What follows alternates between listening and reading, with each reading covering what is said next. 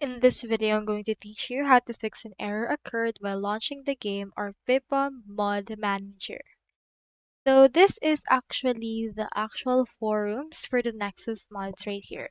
As you can see, this user needs some help to download FC25 and people actually created or provided them the solutions for this.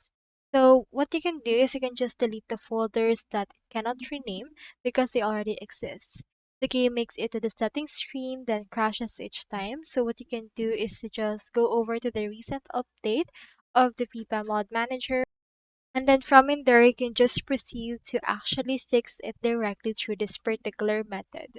So it's actually quite easy. You just need to actually install it again by uninstalling and then reinstalling and then deleting the folders that it cannot rename. So that's all there is today, and I hope this video helped you out.